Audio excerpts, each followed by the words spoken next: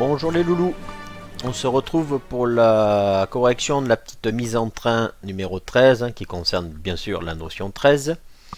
Dans cette mise en train, on avait un petit problème. Un marchand de primeur propose des pommes de terre pour faire des frites au détail à 1,60 € le kilogramme ou en filet de 5 kg à 8 €. Première question posée, on nous a demandé quelles sont les deux grandeurs qui interviennent dans cette situation. Donc ici, les grandeurs, d'une part, on va l'écrire, les grandeurs sont, d'une part, j'ai quoi? J'ai la masse, la masse des pommes de terre, et d'autre part, l'autre grandeur qui intervient, c'est le prix.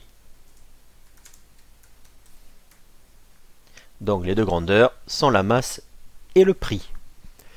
Donc ici, dans le petit 2, hop, on va zoomer. Dans le petit 2, ici, on me demande si ces grandeurs sont proportionnelles.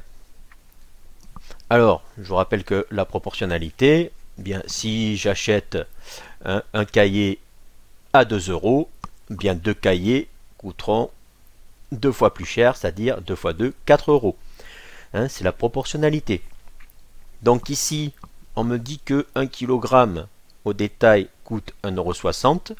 Donc qu'est-ce que je vais faire? Je vais chercher ici le prix d'1 kg de pommes de terre dans un filet. Alors on peut le faire avec un petit dessin, ce sera plus clair. Donc ici dans le filet, on me dit que j'ai 5 kg qui coûtent 8 €.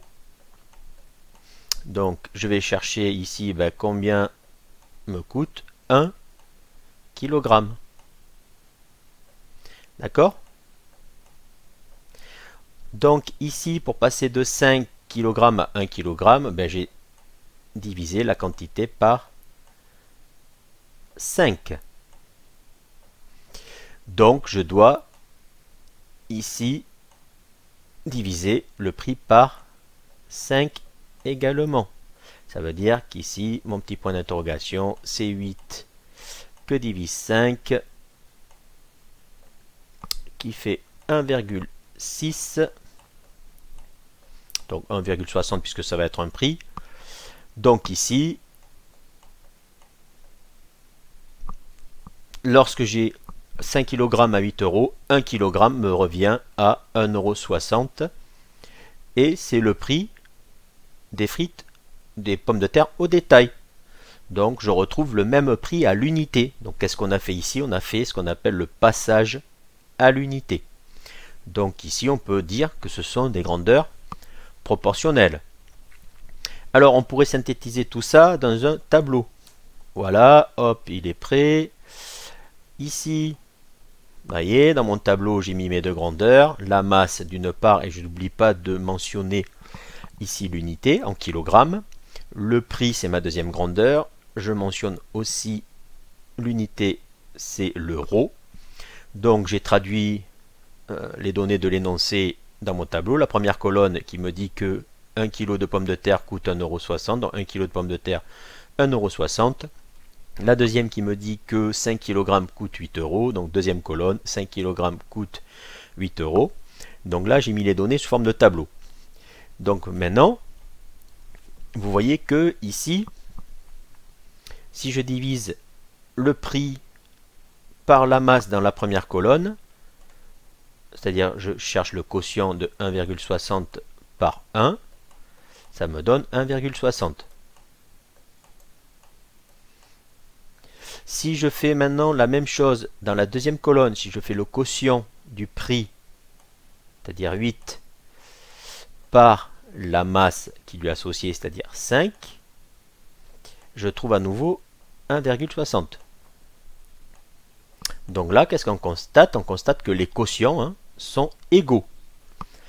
Donc là, lorsque les quotients sont égaux, on est dans une situation de proportionnalité. J'aurais trouvé des quotients ici différents, ben, ce n'était pas une situation de proportionnalité. Donc pas besoin souvent de faire tout ça. Dès qu'on a un tableau, on fait le quotient d'une grandeur par l'autre grandeur. Donc là, vous voyez que les valeurs de la première grandeur, qui est ici la masse, s'obtiennent. On va le reprendre en bobine. Les valeurs de la deuxième grandeur, le prix, s'obtiennent en multipliant les valeurs de la première grandeur, la masse, toujours par un même nombre, qui est ici 1,6. Donc j'ai bien dit toujours par le même nombre. Ici j'ai le même quotient. Donc ceci traduit une situation de proportionnalité. Donc attention, qui dit tableau dit pas forcément proportionnalité, hein, méfiez-vous. Donc ici, ben, à quoi correspond ce coefficient? C'est ce nombre-là, on l'appelle le coefficient de proportionnalité. Ben, à quoi il correspond? Ben, il correspond au passage à l'unité. Vous voyez, si j'avais pas eu la colonne 1 et 1,60, j'avais que 5 et 8. Bien, quand je divise 8 par 5, je cherche le prix pour 1 kg, donc pour l'unité. Donc je trouve 1,6 qui est mon coefficient de proportionnalité qui correspond au passage à l'unité. Voilà, donc on va approfondir tout ça dans la leçon et les exercices. Je vous dis à bientôt, merci.